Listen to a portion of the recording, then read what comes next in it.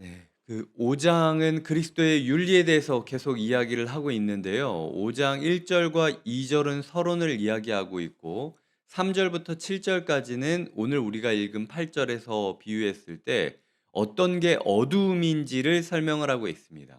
그러니까 무엇을 하지 말라."라는 이야기가 나오고 이제 오늘 우리가 읽은 8 절부터 14 절은 "그러면 이러이러하게 살라."라고 이야기를 하는 거죠. 하나님께서는 오늘 우리가 단지 소극적으로 무엇을 하지 않는 존재가 되는 것이 아니라 적극적으로 어떤 존재가 되기를 원하신다라는 겁니다. 그런데 반복적으로 등장하고 있는 이미지가 빛이라는 이미지입니다. 그러니까 어두움과 빛을 반복적으로 대조하고 있는 거죠. 주님께서는 빛이다라고 이야기를 하시고 그렇기 때문에 주 안에서 우리도 빛이 되어야 한다라고 이야기를 하고 있습니다. 이 말씀을 묵상하며 제 마음 가운데 떠올랐던 이미지는 달빛이었어요. 아시다시피 월광, 달빛이라는 것은 태양을 반사한 빛입니다. 달은 스스로의 능력으로 빛을 비출 수가 없어요. 그저 거울처럼 태양을 반사해서 반사광으로 자기의 빛을 비출 뿐입니다. 이 어두운 세상 가운데 우리가 달빛처럼 별빛처럼 빛을 비추며 살아갈 수 있는 건 우리 자신의 능력으로 빛을 비추는 게 아니라 주 안에서 주님의 빛이 우리를 관통하고 우리를 통과하고 우리를 반사할 때 우리를 비춰지는 우리가 마주하는 모든 사람들에게 우리가 빛을 비출 수 있다라는 거죠. 그러니까 우리의 오늘 기도가 주님 내가 빛을 발하게 해 주시옵소서라고 기도를 하는 게 아니라 주님 제가 주님을 마주 보기만 한다면 저에게 찾아오시는 빛이 저를 반사하여 제가 마주하는 다른 사람들한테 반드시 비추게 될 것인데 제가 사단의 세력, 어두움을 바라보고 있는지 그리스도를 바라보고 있는지를 점검하게 하여 주시옵소서가 우리의 가장 중요한 기도 제목이 되어야 된다라는 거죠. 하나님께서는 우리의 능력으로 빛을 발하기를 원하는 것이 아니라 그냥 너희는 거울이기 때문에 니네가 보는 존재가 누구냐에 따라서 너희가 빛을 비출 수도 있고 한없이 어두울 수도 있다. 그러니까 너희의 기도가 오직 나를 바라보는 데 집중되었으면 좋겠다. 이것이 오늘 주님께서 우리에게 말씀하고 있다라는 거죠. 주님 제가 달빛처럼 살아가고 싶습니다. 정말로 저 자신을 봤을 땐 울퉁불퉁하고 달에도 바다가 있지 않습니까? 한없이 가라앉은 남에게 보여주고 싶지 않은 어떤 부분이 있지만 제 그 어두움과 울퉁불퉁함에 집중하는 것이 아니라 주님의 빛에 집중하는 하루가 되게 해 달라고 소망하며 살아가야 된다라는 거죠. 그 월광이 우리 가운데 드러나는 하루가 되시기를 부탁드립니다. 이 빛이라는 것은 드러난다라는 겁니다. 어두운 밤 그리고 시력이 안 좋은 사람들이 집을 청소한다라고 생각을 했을 때요. 환한 낮이 되고 시력이 밝게 되었을 때 보지 못했던 그 먼지들을 보이지 못하고 지나치는 때가 많습니다. 우리가 주님 안에서 살아간다라는 건 보지 못했던 무언가를 보면서 살아가게 되는 거고요. 주님의 빛 안에서 드러나는 것을 원칙으로 삼아서 보여지게 된다라는 거죠. 그러니까 여기까지 요약하자면 우리는 달빛 인생이다. 우리의 어두움과 울퉁불퉁함과 굴곡에 집중하는 게 아니라 그냥 우리가 빛을 보기를 하나님은 원하신다. 그런데 빛을 보며 살아간다라는 건 무엇이냐? 드러남에 집중한다라는 것이다. 이 사건, 이 마음, 이 행동이 예수 그리스도의 빛으로 비춰 봤을 때 과연 할 만한가 하지 않을까를 기준으로 삼아야 된다라는 거예요. 그래서 오늘 본문을 보시면 12 절에 은밀히 행하는 것은 부끄러운 거다. 그러나 책망을 받는 모든 것은 빛으로 말미암아 드러나나니 드러나는 것마다 빛이니라라고 이야기를 하고 있다라는 거죠. 그러니까 예수 그리스도 옆에서 할 수 없는 거는요. 안 하는 게 맞습니다. 그러니까 어렵게 생각할 게 없어요. 소위 말해서 내가 가장 신앙적으로 존경하고 혹은 내가 이 사람 앞에서 신앙적으로 뭔가 죄를 짓기 어려운 사람이 있다면 그 사람을 떠올리시면 돼요. 그게 저든 순장님이든 아니면 내가 존경하는 누구이든 그리고 가장 존경하는 어떤 분이건 간에 그분이 내 옆에 있다고 생각하고 살아가는 겁니다. 그래서 그분 옆에서 내가 그 행동을 못할 것 같으면 안 하는 게 맞아요. 하나님께서 오늘 우리에게 어떻게 보면 굉장히 단순하게 이야기를 하고 있는 거죠. "너 내 옆에서도 할 수 없는 거면 그냥 하지 마. 뭐 어디서 변명을 대고 그러니?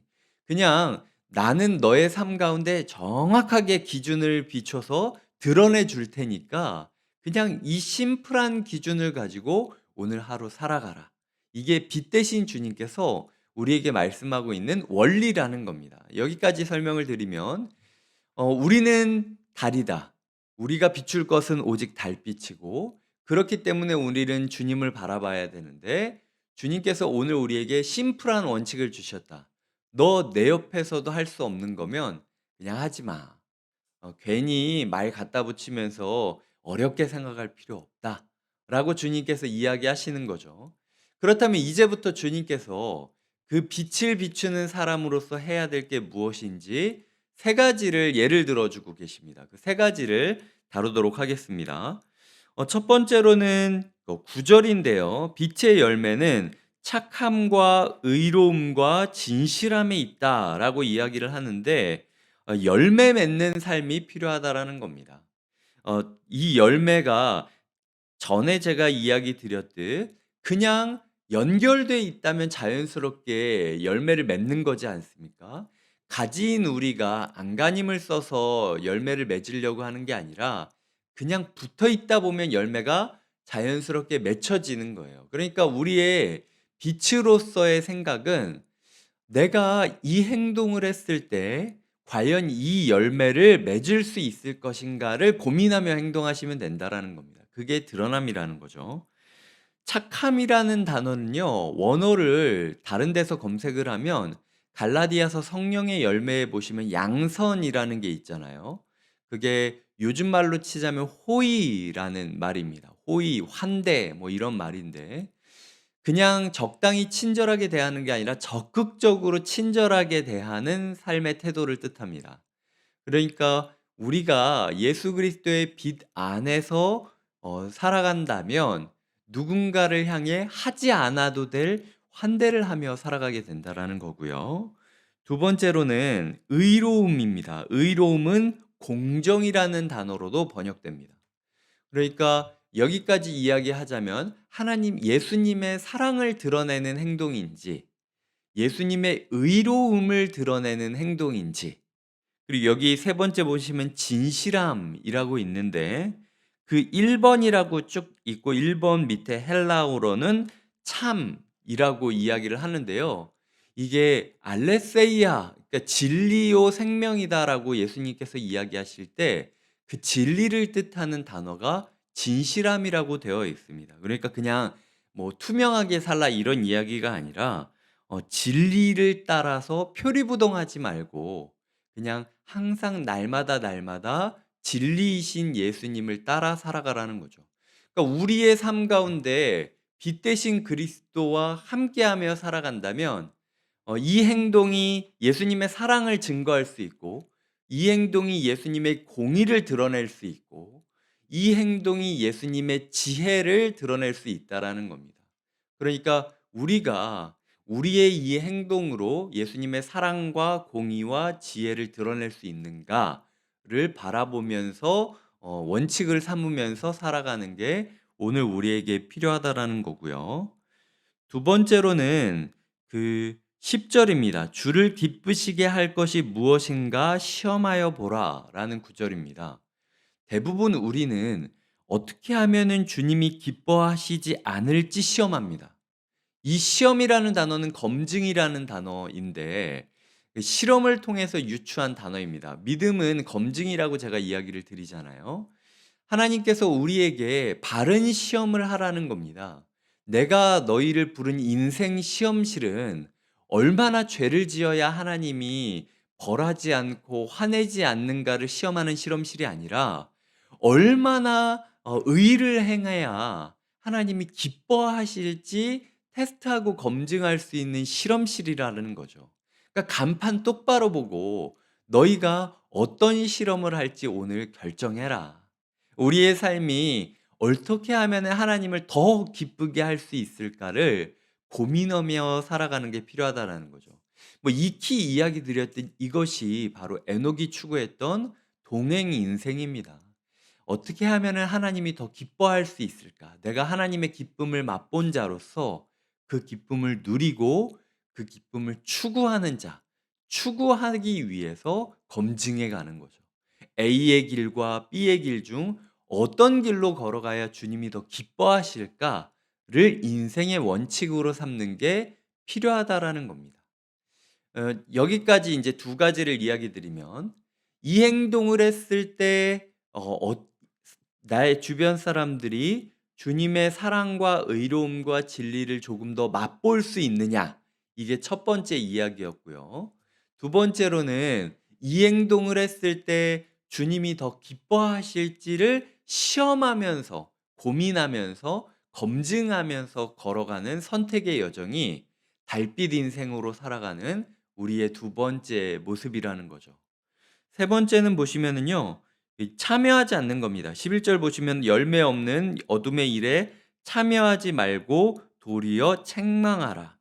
사실은 이 구절의 포인트는 참여하지 말라라는 글을 제가 읽은 적이 있습니다. 그래서 우리의 삶 가운데 무언가를 참여하지 않는, 그리고 내가 어디에 속해 있는지를 결정하는 게 오늘 세 번째 주요 달빛으로 살아갈 수 있는 비결이라는 거죠. 이거와 관련돼서 제가 어떤 한 목사님의 예를 읽었습니다. 그래서 그 예를 설명을 좀 해 드릴게요. 어떤 그 부잣집 사람이 요트를 몰기 위해서, 자기 집 요트를 몰기 위해서 항해사, 운전사를 고용했습니다. 그래서 세 사람이 인터뷰를 보러 왔어요. 그래서 세 사람 중에서 어떤 사람이 더 좋은 항해사일지를 나한테 증명을 해 달라라고 이야기를 했습니다. 이 첫 번째 A라는 사람은요. 그 막 엄청나게 열심히 몰다가 이 해안 절벽이 있거든요. 이 바닷가의 절벽처럼 암석이 막 우둘투둘하게 이 뾰족뾰족하게 있는 거기 이 앞까지 쭉 항해를 하다가 그 직전 30 미터에서 쫙 꺾었습니다. 그래서 내가 어떤 일이 있어도 이 위험한 일 가운데 위험 상황이 벌어졌을 때 '내가 이렇게 기민하게 행동할 수 있다.'라고 이야기를 하는 게 그 A라는 사람의 어필 방법이었죠. 두 번째 B라는 사람은요. 너 30 미터? 오케이. 알았어." 라고 한 다음에 다시 자기는 몰다가 해안 절벽 15 미터에서 이렇게 쫙 꺾어 가지고 돌아옵니다. 그래서 자기가 이렇게 더 운전을 잘한다고, 기술이 뛰어나다라고 이야기를 했던 거죠. 세 번째 사람은 어떻게 항해했냐면 해안 절벽과는 전혀 상관없고 오히려 안전한 곳에서 유유자적하면서 운행을 하다가 돌아왔습니다. 그 주인이 세 번째 사람을 고용하면서 이야기했던 답이 뭐 얘입니다. 세 번째 사람을 고용하면서 했던 답이 "내 요트가 너무 귀하기 때문에 난 함부로 위험 상황으로 이 요트를 가져가고 싶지 않다. 그러니까 될 수 있으면 절벽에서 떨어지는 사람을 내가 고용한 거다."라고 이야기를 한 거죠. 그리스도인들 가운데 내가 얼마나 위험 상황 가까이에 있음에도 불구하고 견딜 수 있는지를 자기의 신앙의 능력을 증명하는 걸로 삼으려고 할 때가 있어요. 기억해야 될 건 요셉은 도망쳤다는 거예요. 시험이 있었을 때 요셉은 자기의 옷 챙길 겨를도 없이 그 본능적으로 아예 창문으로 그냥 뛰어서 도망가 버린 거죠.